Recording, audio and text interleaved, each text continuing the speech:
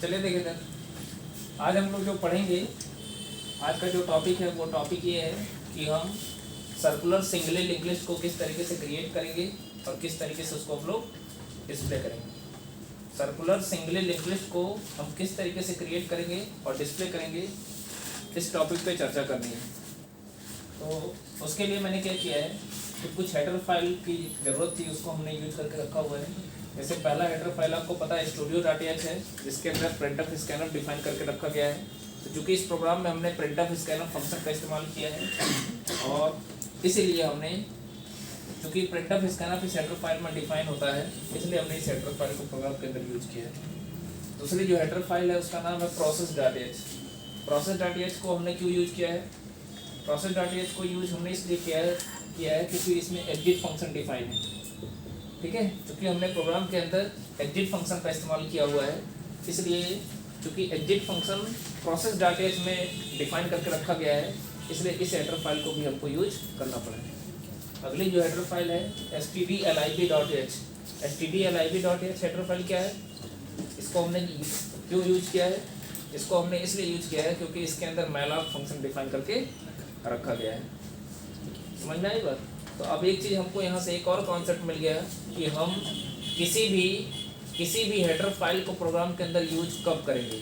हम जब उसमें मौजूद किसी भी प्री डिफाइंड फंक्शन को अगर हमने प्रोग्राम के अंदर यूज किया है, फिर से समझ लीजिए, हम किसी भी हेडर फाइल को यूज कब करेंगे?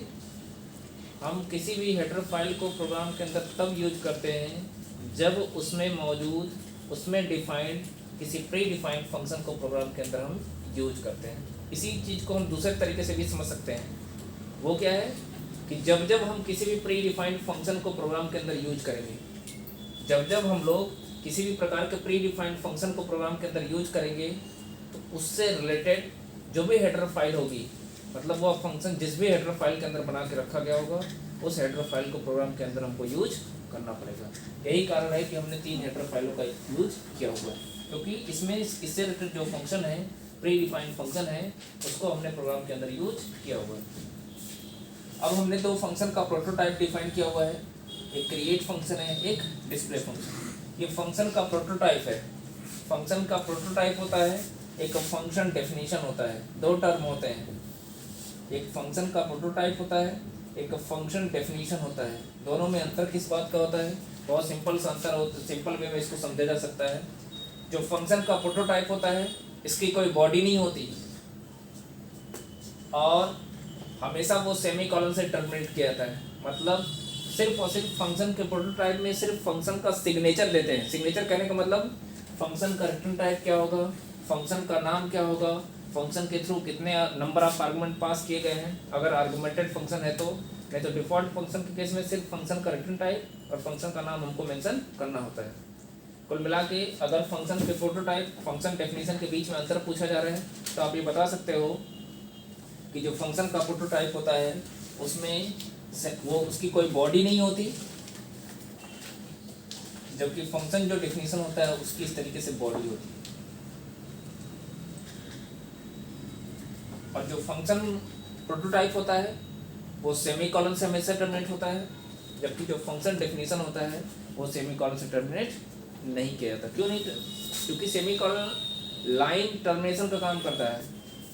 इसका स्कोप यही, मतलब ये लाइन यहीं पे ख़त्म हो गई, लेकिन इस फंक्शन को देखिए, अगर हम यहाँ सेमीकोलन क्यों लगा? क्योंकि यहाँ पे इसका एंड नहीं है, इसका एंड, इसके अंदर तो भी स्टेटमेंट है, उनका जब एग्जीक्यूशन हो जाएगा तब जाके उस फंक्शन का एंड होता है। इसीलिए हम यहाँ पे सेमीकोलन लगाते हैं, यहाँ पे सेमीकोलन नहीं लगाते। ऐसे ही एक डिस्प्ले नाम का फंक्शन हमने बनाया है, सॉरी फंक्शन डिफाइन नहीं किया है, सिर्फ उसका प्रोटोटाइप डिफाइन किया है। और सी लैंग्वेज में हम लोग फंक्शन के प्रोटोटाइप को क्यों डिफाइन करते हैं? ताकि हम लोग कंपाइलर को इन्फॉर्म कर सकें कि इस टाइप का हमने फंक्शन प्रोग्राम के अंदर क्रिएट किया हुआ है। एक तरीके से ये कंपाइलर को इन्फॉर्म किया जा रहा है कि इस टाइप का फंक्शन प्रोग्राम के अंदर कहीं पर डिफाइन किया गया होगा। फिर हमने एक स्ट्रक्चर बनाया हुआ है, ठीक है, ये स्ट्रक्चर डेटा टाइप है, जिसकी सहायता से हमने एक नोड नाम का स्ट्रक्चर बनाया हुआ है। एक हम स्ट्रक्चर बना रहे हैं जिसका नाम क्या है? नोड। और इसके हम 2 डेटा मेंबर पास किए हैं, एक डेटा है, एक नेक्स्ट है। चूँकि हम लोग सर्कुलर सिंगली लिंक लिस्ट को इम्प्लीमेंट करने जा रहे हैं।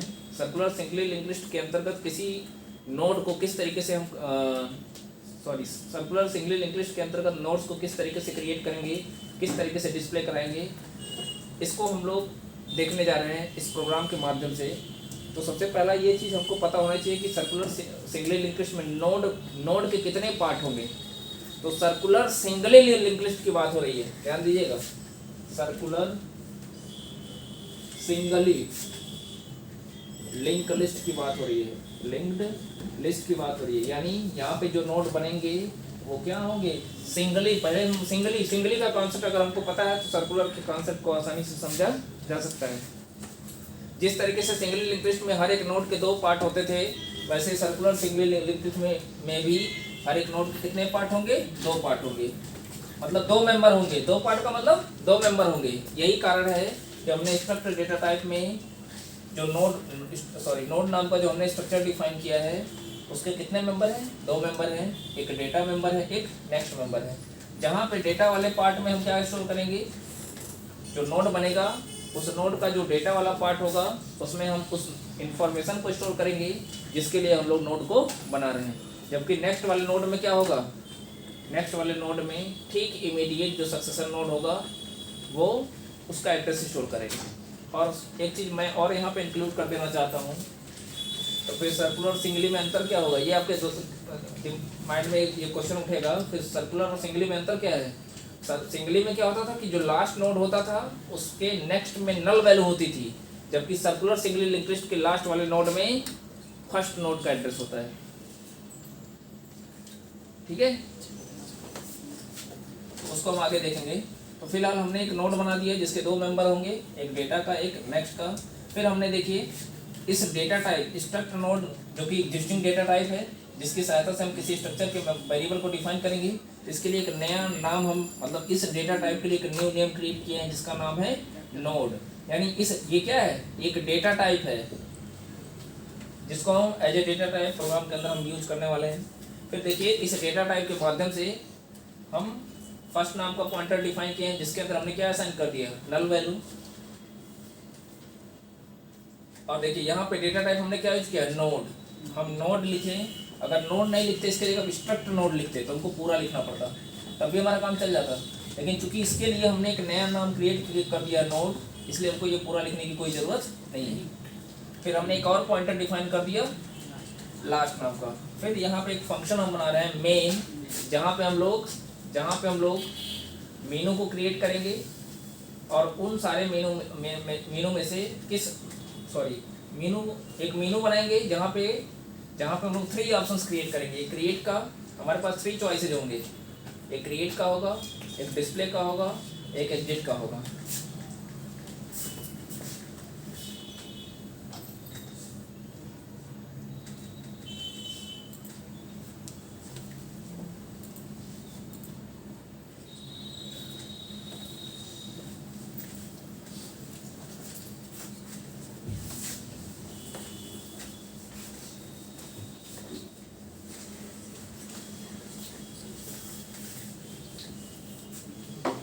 यहाँ पे आप देख सकते हो।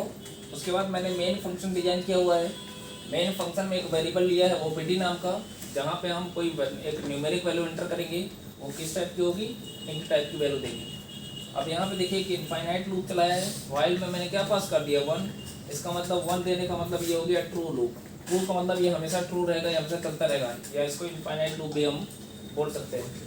यहाँ पे हमने एक मीनू क्रिएट किया है, जहाँ पे जब ये प्रोग्राम एग्जीक्यूट करेगा तो यहाँ पे कुछ इस तरीके से आउटपुट आएगा। फर्स्ट पे आएगा क्रिएट, मतलब यहाँ पे क्रिएट लिख के आएगा। फिर उसके बाद न्यू लाइन, /n का मतलब न्यू लाइन। तो ये जो दूसरा मीनू दिखेगा वो अगली लाइन में दिखेगा, यानी सेकंड पे दिखेगा डिस्प्ले, और थर्ड पे दिखेगा फिर /n है, मतलब अगली लाइन पे थर्ड, फिर एग्जिट। इस तरीके से हमारे सामने एक मीनू दिखेगा। उसके बाद हम यहाँ से यूजर से चॉइस पूछेंगे कि आपकी चॉइस क्या है, 1 है, 2 है, 3 है। ठीक है, अगर इसके अलावा कोई चॉइस अगर यूजर इंटर कर रहा है वो लिख के आएगा इन वैल्यू चॉइस। कैसे आएगा उसको आगे हमने स्विच केस के अंदर डिफ़ॉल्ट के नीचे हमने मेंशन किया हुआ है। तो अब देखिए यहाँ पे ओपीटी की वैल्यू हमने अगर हम 1 देते हैं तो यहाँ देखिए अब चूंकि हमारे पास 3 चॉइसेस थे, इसलिए हमने 3 स्विच केस के अंदर 3 केसेज हमने क्रिएट किया हुआ है। तो जब भी मेनू ड्रिवन प्रोग्राम बनाना होता है तो उस केस में हम लोग स्विच केस स्टेटमेंट का यूज़ करते हैं। तो अब देखिए केस फर्स्ट में एक केस फर्स्ट बनाया है हमने, जहाँ से क्रिएट फंक्शन को कॉल करेंगे, फिर ब्रेक करेंगे।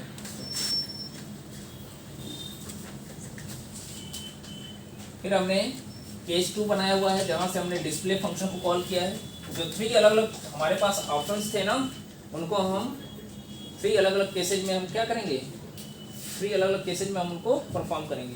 केस 1 में हम क्या करेंगे, क्रिएट फंक्शन को कॉल करेंगे। जब क्रिएट फंक्शन कॉल होगा तो क्रिएट का ऑपरेशन मतलब नोड क्रिएट किया जाएगा। जब केस 2 यूजर की चॉइस क्या होगी, जब 2 होगी तो डिस्प्ले नाम का फंक्शन कॉल होगा। तो उस समय क्या होगा, सर्कुलर सिंगल लिस्ट के अंदर जितने नोड्स होंगे हम बनाए होंगे, सारे नोड्स को 1 बाय 1 करके डिस्प्ले कराएंगे। केस 3 में क्या होगा, मैसेज देके thank you using circular single list, उसके बाद एग्जिट फंक्शन कॉल हो जाएगा। तो प्रोग्राम हमारा क्या हो जाएगा, टर्मिनेट कर देगा। मतलब अगर 1 देते हैं तो नोड बनेगा, 2 देते हैं नोड्स को डिस्प्ले करेगा। अगर हम 3rd यूज कर देते हैं चॉइस में, प्रोग्राम क्या हो जाएगा, प्रोग्राम से बाहर हो जाएगा, प्रोग्राम का एग्जीक्यूशन खत्म हो जाएगा। और अगर कोई यूजर इन तीनों ऑप्शंस में से कोई फर्दर दूसरा ऑप्शन चूज कर देता है, जैसे 40 को इंटर कर दिया, तो 40 देने से ना ही केस 1 मैच करेगा, ना ही केस 2 मैच करेगा, ना ही केस 3rd मैच करेगा। तो उस केस में हमने डिफ़ॉल्ट भी मेंशन किया हुआ है, तो डिफ़ॉल्ट स्टेटमेंट एग्जीक्यूट करेगा।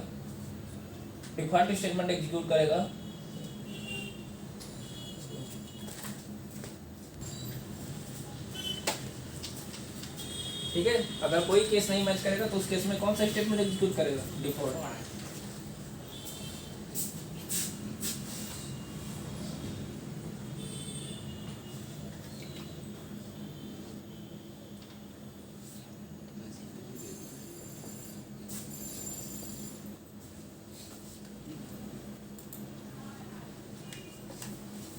अभी फिलहाल मान लीजिए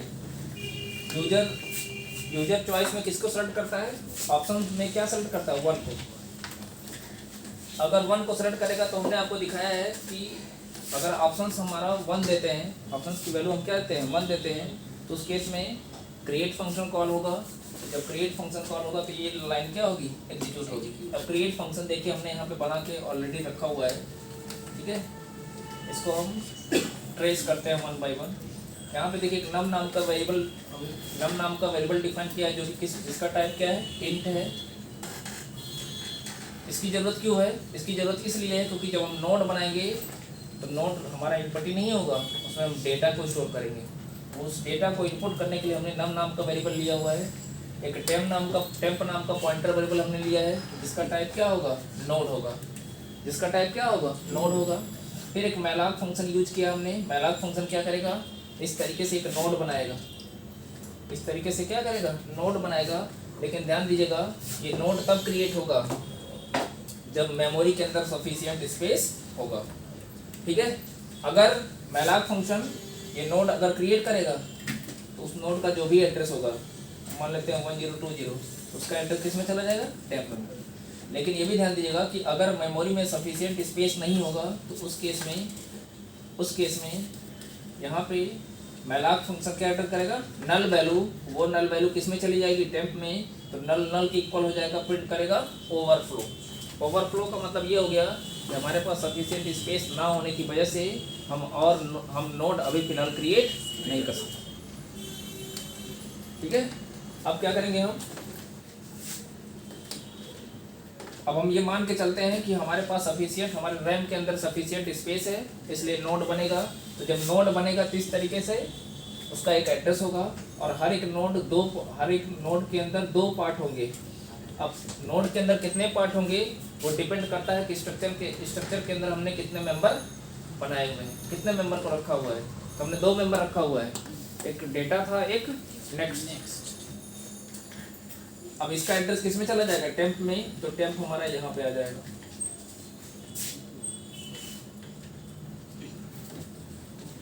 मैं थोड़ा नोड इधर बना देता हूँ तो बाद में दिक्कत नहीं। हम नोड यहाँ पे बना देते हैं।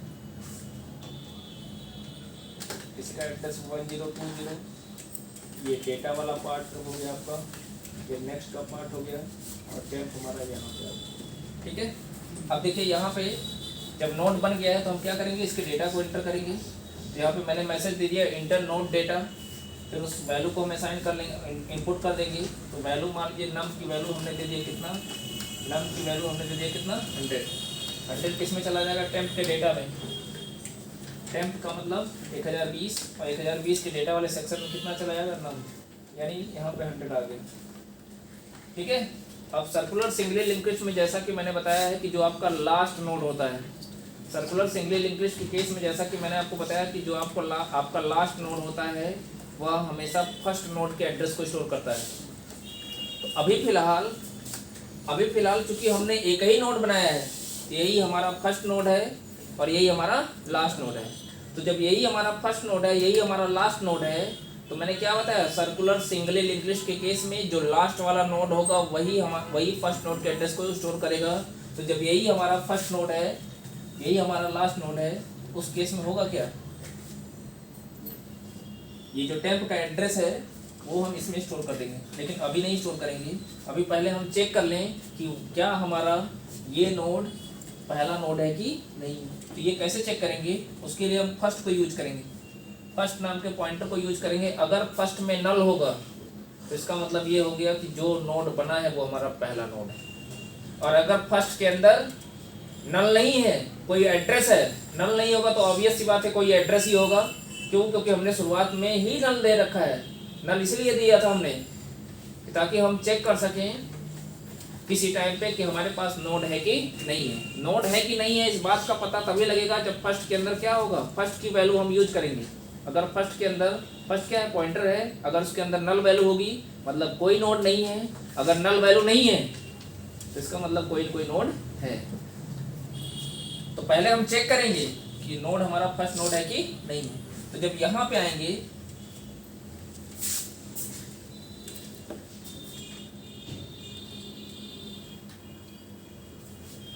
जब हम यहाँ पे आएंगे तो देखिए फर्स्ट में शुरुआत में हमने दिया हुआ है नल, इसको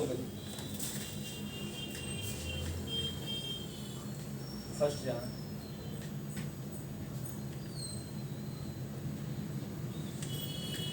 और ऊपर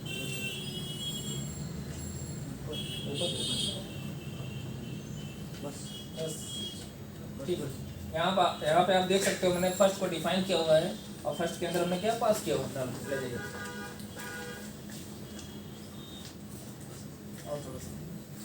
बस अब देखिए, नहीं थोड़ा नीचे लगे,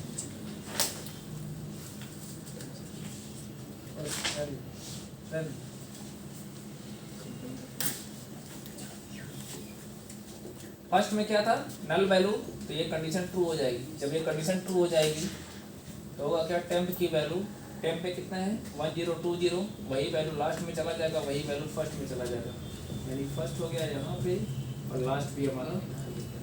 अब यही हमारा पहला नोड है, ये हमारा लास्ट नोड है। फिर क्या करेंगे, टेम्प के नेक्स्ट में, सुनिए टेम्प के नेक्स्ट में, टेम्प का मतलब 1020 और इसका नेक्स्ट वाला पोर्शन ये, हम किसकी वैल्यू असाइन कर देंगे टेम्प में, यानी 1020 कहाँ आ गया, 1020। अब इससे ये प्रूफ हो गया कि ये हमारा फर्स्ट नोड है, ये हमारा लास्ट नोड। अब हम, ये तो फर्स्ट नोड, अभी हमने एक नोड बनाया है, अब हम मान के चलते हैं कि यूजर एक नोड और बनाना चाहता है। तो जब एक नोड और यूजर बनाना चाहता है तो उसके लिए फिर से उसके पास वो प्रोग्राम एग्जीक्यूट करेगा, बार बार वो मेनू दिखेगा जब तक वो प्रोग्राम से बाहर आएगा नहीं। तो फिर से उसके पास मेनू दिखेगा, जब ये नोड बन जाएगा तो फिर से उसके पास मेनू दिखेगा। 1 पे दिखेगा क्रिएट, सेकंड पे दिखेगा डिस्प्ले, थर्ड पे दिखेगा एग्जिट। तो फिर से हमसे पूछेगा इंटर योर चॉइस, हमारी चॉइस क्या है, तो फिर से हम चॉइस में क्या देते हैं 1। तो जब चॉइस में 1 देंगे तो फिर से केस 1 मैच करेगा, केस 1 मैच करेगा तो फिर से क्रिएट फंक्शन कॉल होगा, फिर से क्रिएट फंक्शन कॉल होगा तो क्या होगा, एक नोड बनेगा कुछ इस तरीके से, उसके 2 पार्ट होंगे, एक डेटा का पार्ट होगा, एक नेक्स्ट का पार्ट होगा। ठीक है, अगर मेमोरी में स्पेस होगा तो नोड क्रिएट होगा और उसका एड्रेस किस में चला जाएगा, टेम्प में। अगर स्पेस नहीं होगा तो मैला फंक्शन नल वैल्यू रिटर्न करेगा, उस केस में कंडीशन होगी ट्रू, प्रिंट कर देगा क्या, ओवरफ्लो। ओवरफ्लो से हम समझ जाएंगे कि मेमोरी के अंदर सफिशिएंट स्पेस नहीं है। तो चूंकि नोड बन गया है, उसका एड्रेस किसमें चला गया, टेम्प में। तो ये जो टेम्प हमारा अभी फर्स्ट नोड पे था, फर्स्ट नोड पे नहीं था, वो हट जाएगा क्योंकि ये लोकल वेरिएबल है। लोकल वेरिएबल हमेशा वैल्यू को लॉस कर जाता है। कब, जब कंट्रोल हमारा एक फंक्शन से दूसरे फंक्शन के अंदर ट्रांसफर होता है। जबकि जो ग्लोबल वेरिएबल होते हैं, सुनिए ध्यान से, जो ग्लोबल वेरिएबल होते हैं वो कभी भी वो अपनी वैल्यू पूरे प्रोग्राम के एग्जीक्यूशन तक रखते हैं। मतलब जब प्रोग्राम का एग्जीक्यूशन खत्म होगा तब वो जाके वो अपनी वैल्यू को लॉस करते हैं। जबकि लोकल वेरिएबल जैसे ही फंक्शन हमारा कंट्रोल हमारा फंक्शन की बॉडी से बाहर गया, वो अपनी वैल्यू को लॉस कर जाता है। ठीक है, बहरहाल टेम्प को जब नोड बन गया तो टेम्प को एड्रेस मिल गया 1040। अब इस केस में कंडीशन होगी फॉल्स। फॉल्स होगी तो नीचे आएगा,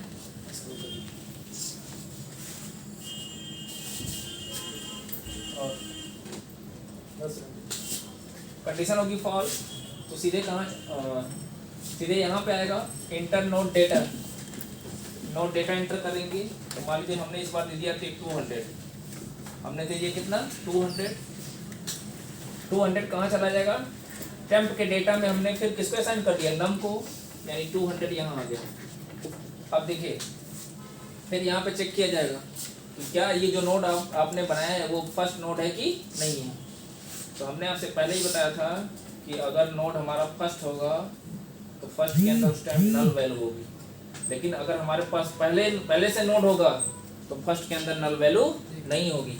तो चूंकि हमने पहले से एक नोड बना रखा है, इसलिए फर्स्ट के अंदर इस समय नल नहीं है। तो फर्स्ट के अंदर अगर नल नहीं है तो क्या है, फर्स्ट नोड का एड्रेस यानी 1020 इज इक्वल टू नल के। कंडीशन होगी फॉल्स। फॉल्स होगी तो कहाँ जाएगा, एल्स पे।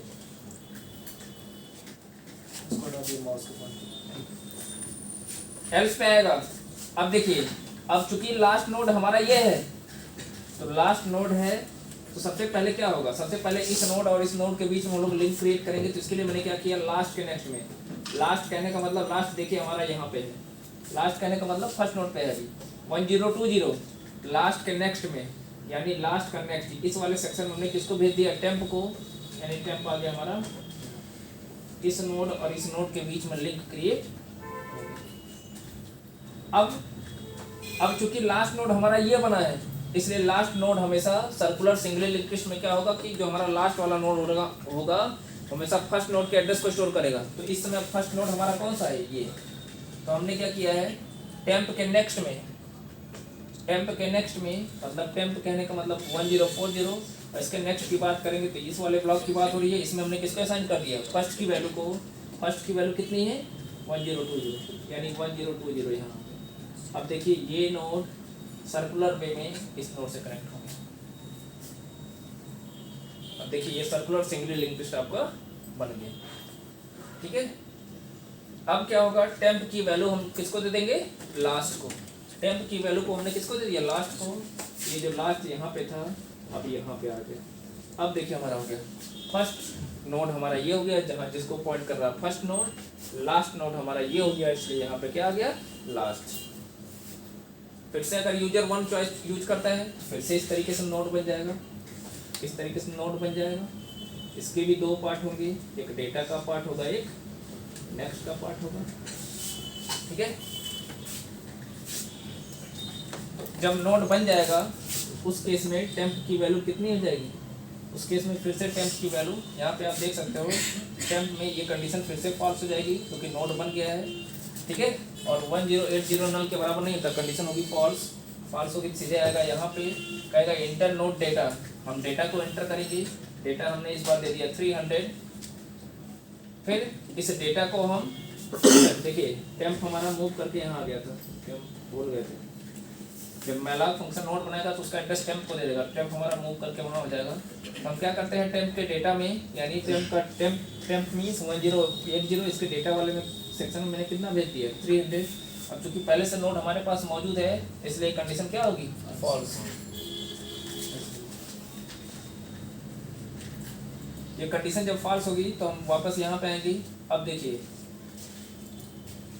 लास्ट के नेक्स्ट में, लास्ट देखिए इसमें हमारा यहाँ पे लास्ट कहने का मतलब 1040। इसके नेक्स्ट की बात करेंगे तो ये वाले ब्लॉक की बात है, इसमें क्या भेज देंगे, टेम्प। टेम्प की वैल्यू कितनी है 1080, यानी 1080 यहाँ पर आ गया। फिर टेम्प के नेक्स्ट में, यानी अब ये चूंकि हमारा जब ये नोड इस लास्ट के नेक्स्ट में जब इस नोड का एड्रेस आ गया तो ये कनेक्शन ब्रेक हो जाएगा, ये इससे लिंक हो जाएगा। हो गया। अब लास्ट टेम्प के नेक्स्ट में, मतलब टेम्प का नेक्स्ट इसकी बात हुई, इसमें फिर से क्या असाइन हो गया फर्स्ट नोड का एड्रेस कितना है 1020। इसका मतलब ये हो गया कि अब ये नोड किससे लिंक हो गया। फिर क्या करेंगे, टेम्प को लास्ट में भेज देंगे। ठीक है, तो इस तरीके से हम लोग जितने नोड बनाना चाहें हम लोग नोड बना सकते हैं, बस रैम के अंदर स्पेस होना चाहिए। ठीक है, अब मान लीजिए इस बार हम ऑप्शन में यूज करते हैं, ऑप्शन पे देखिए, इस बार ऑप्शन पे हम यूज करते हैं 2। ऑप्शन की वैल्यू हम क्या देते हैं 2। तो जब ऑप्शन की वैल्यू 2 देंगे तो ये इस केस के सामने की वैल्यू मैच करेगा, इस केस के सामने की वैल्यू मैच करेगा, तो यहाँ से डिस्प्ले वाला फंक्शन कॉल हो जाएगा। जब डिस्प्ले वाला फंक्शन कॉल हो जाएगा तो नोट्स क्रिएट करना हम लोग सीख लिए। अब हम लोग देखेंगे नोट्स को डिस्प्ले कैसे कराएंगे। तो जैसे ही नोट्स को डिस्प्ले कराने के लिए हमने ऑप्शन में क्या यूज किया 2। तो जब ऑप्शन में 2 यूज किया, ऑप्शन में हमने 2 यूज किया तो वहां से उस केस में क्या हुआ, डिस्प्ले वाला फंक्शन कॉल हो गया, डिस्प्ले वाला फंक्शन कॉल हो गया। तो अब देखिए यहाँ पे टेम्प नाम का एक और हमने वेरिएबल लिया है। तो लोकल वेरिएबल के केस में एक और पॉइंट है, ग्लोबल वेरिएबल पूरे प्रोग्राम में एक जगह डिफाइन होते हैं, जबकि लोकल वेरिएबल क्या होगा, लोकल वेरिएबल क्या किसी फंक्शन के अंदर किसी फंक्शन की बॉडी के अंदर डिफाइन होते हैं। तो जिस फंक्शन की बॉडी के अंदर आपने उनको डिफाइन किया है, आप सिर्फ और सिर्फ उन पॉइंटर वेरिएबल का यूज सिर्फ उसी फंक्शन की बॉडी के अंदर कर सकते हैं। दूसरे फंक्शन की बॉडी के अंदर फिर अगर यूज करना चाहते हो तो फिर से आपको डिफाइन करना पड़ेगा। तो टेम्प को हमने क्रिएट में भी डिफाइन किया था और डिस्प्ले पे भी हमको डिफाइन करना पड़ा है। क्यों?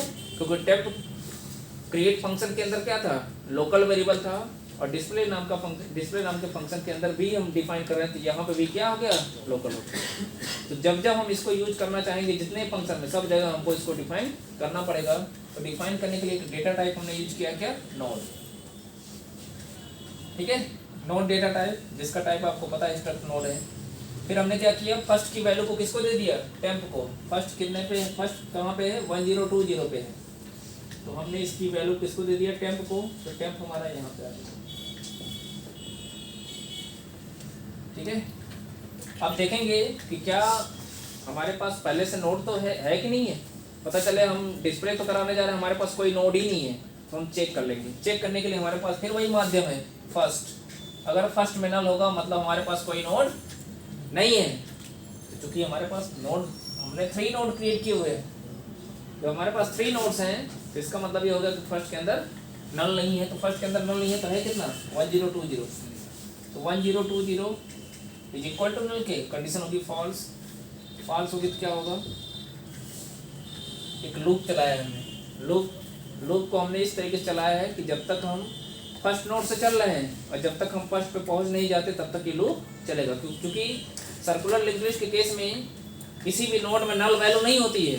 कहने का मतलब ये हो गया कि हमको यहाँ पे ये नहीं पता चलेगा कि लास्ट नोड कौन सा है और फर्स्ट नोड कौन सा है। ये हम कैसे पता लगाएंगे, इसको पता लगाने का एक ही माध्यम है कि जिस नोड से चले थे अगर हम वापस उसी नोड पे पहुंच गए, तो इसका मतलब ये हो गया कि नोड्स के अंदर सर्कुलर सिंगली लिंक्ड लिस्ट के अंदर मौजूद सारे नोड्स को हम एक्सेस कर चुके हैं। इसका यही प्रूफ है और यही एक तरीका भी है। बाकी सिंगली लिंक्ड लिस्ट में या डबली लिंक्ड लिस्ट में क्या होता था, नल वैल्यू होती थी। अगर हम सिंगली लिंक्ड लिस्ट की बात करें तो फॉरवर्ड डायरेक्शन में हम जब मूव करते थे तो लास्ट नोड के नेक्स्ट में हमेशा नल वैल्यू होता था। तो हमको जब नल वैल्यू मिल जाता था तो हमको पता चल जाता था कि अब इसके बाद कोई नोड नहीं है। ठीक है, लेकिन सर्कुलर में नल का कोई कॉन्सेप्ट ही नहीं है। सर्कुलर सिंगली लिंक्ड लिस्ट में चूंकि नल वैल्यू का कोई कॉन्सेप्ट ही नहीं है, इसलिए यहाँ पे क्या होगा कि हम जिस नोड से चलेंगे अगर वापस उसी नोड पे पहुंच गए तो इसका मतलब ये हो गया कि उस node circular singly linked list के अंदर मौजूद सारे नोड्स को हम 1 बाई 1 करके एक्सेस कर चुके हैं। तो यहाँ पे देखिए, अगर हम यहाँ पे temp is equal to first, temp not equal to first कर देते जैसा कि सिंगली और डबली में हम लोग कर रहे थे, तो दिक्कत हो जाती। दिक्कत क्या होती, अगर हम यहाँ पे लिख देते व्हाइल में temp is not equal to first, तो प्रॉब्लम क्या होता, पहली बार ही कंडीशन फॉल्स हो जाती। क्यों? क्योंकि टेम्प भी हमारा वही है जहाँ पे हमारा फर्स्ट है। तो देखिए 1020 नॉट इक्वल टू नल के, कंडीशन होता फॉल्स। इसीलिए मैंने यहाँ पे क्या किया है,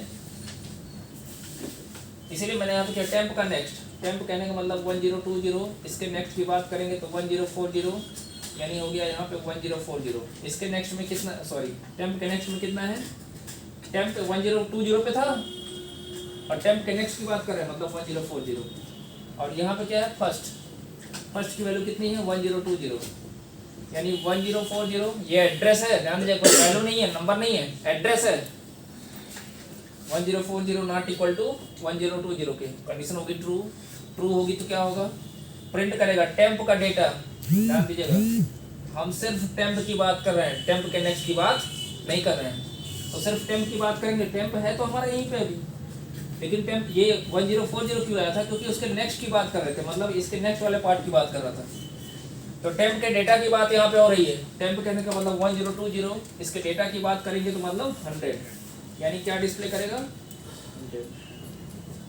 फिर देखिए टेम्प को हम मूव करा रहे हैं, टेम्प को मूव कराने के लिए आपको पता है टेम्प के नेक्स्ट की वैल्यू को हम कहाँ भेज देंगे, टेम्प में। टेम्प का नेक्स्ट मतलब 1040 टेम्प में जाएगा तो टेम्प हमारा आ जाएगा सेकेंड नोड पे, मतलब यहाँ से टेम्प हट गया। फिर देखिए यहीं से कंट्रोल वापस लूप पे जाएगा। अब देखिए टेम्प कहने का मतलब 1040 1040, टेम्प मीन्स 1040, और जब टेम्प के नेक्स्ट की बात करेंगे इसका मतलब हो गया 1080, यानी हम इसके जगह क्या रखेंगे 1080, और यहाँ पे अभी भी फर्स्ट है 1080 नॉट इक्वल टू फर्स्ट के, मतलब 1020 पे 1080 नॉट इक्वल टू 1020, कंडीशन होगी ट्रू। तो टेम्प का डेटा, टेम्प कहने का मतलब 1040, ध्यान से देखिएगा, टेम्प कहने का मतलब 1040, जब टेम्प के नेक्स्ट की बात करेंगे तो 1080, तो टेम्प का डेटा है ना, तो टेम्प कहने का मतलब 1040, इसके डेटा की बात करेंगे तो 200 प्रिंट कर देगा। फिर टेम्प का नेक्स्ट, टेम्प के नेक्स्ट की वैल्यू को हम भेज देंगे टेम्प में, तो टेम्प हमारा आ जाएगा लास्ट वाले नोड पे। अब जब लास्ट वाले नोड पे पहुंच गया तो यहाँ पे वापस आएंगे, देखिए टेम्प का नेक्स्ट, मतलब अभी है तो हम लास्ट नोड पे, लेकिन चूंकि यहाँ पे हमने नेक्स्ट यूज किया है तो होगा क्या कि टेम्प के नेक्स्ट में कौन सी वैल्यू थी 1020, यहाँ पे हमको मिल जाएगा क्या 1020, और 1020 मिलने की वजह से ये कंडीशन क्या हो गई, ये कंडीशन फॉल्स हो गई। लेकिन अभी दिक्कत ये है कि हम लास्ट वाले नोड के डेटा को हम डिस्प्ले नहीं करा पाए हैं, तो हमेशा लास्ट वाला नोड छूटेगा, हमेशा लास्ट वाला नोड छूटेगा। तो उसके लिए हम क्या करेंगे, जब कंडीशन फॉल्स होगी, इसकी कंडीशन फॉल्स होगी, लूप की बॉडी से बाहर आएंगे, लूप की बॉडी से बाहर आएंगे, लूप की बॉडी से बाहर आएंगे तो आप देख सकते हो यहाँ पे फिर से मैंने लिख दिया टेम्प का डेटा। मैंने क्या लिख दिया, टेम्प का डेटा। टेम्प अभी भी हमारा 1080 पे है, टेम्प अभी भी हमारा कहाँ पे है 1080 पे है, तो उसके डेटा को प्रिंट कराएंगे तो कितना प्रिंट कर देगा 300। इस तरीके से हम लोग सर्कुलर लिंक लिस्ट के अंदर मौजूद जितने भी नोड्स होंगे हम डिस्प्ले करा सकते हैं। ठीक है, तो हम क्रिएट भी करना सीख लिए और डिस्प्ले करना भी सीख लिए। अब इसको हम रन करा के आपको दिखा देते हैं।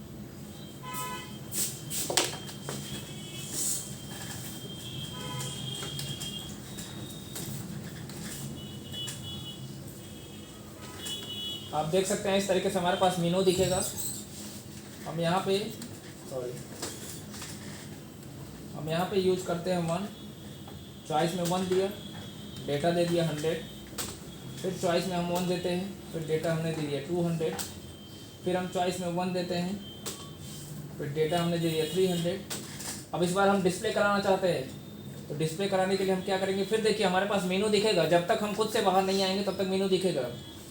सेकंड यूज करते हैं, देखिए सारे नोट्स को डिस्प्ले कर दिया 100, 200 और 300।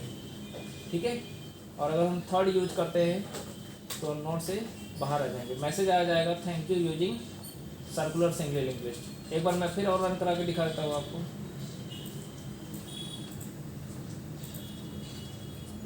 देखिए हमसे पूछ रहा है चॉइस, अभी फिलहाल हमने कोई नोड नहीं बनाया है, हमने कोई नोड नहीं बनाया, हम पहले ही डिस्प्ले कराना चाहते हैं, तो हम क्या दे दिए, चॉइस में 2 दे दिए।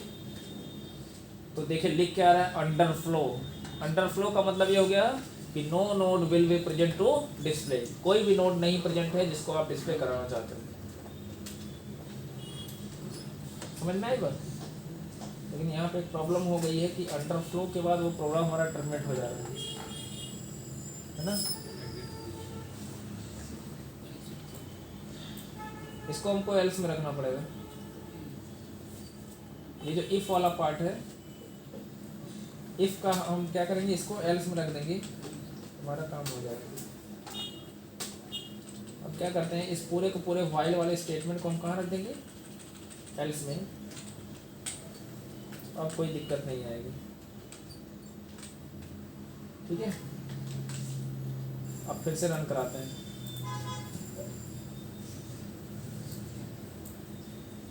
फिर से मैं चॉइस देता हूँ 2। तो देखिए अब बाहर अंडरफ्लो होने के बाद फिर मीनू आ जा रहा है, वो डिस्प्ले सॉरी प्रोग्राम हमारा टर्मिनेट नहीं हो रहा है।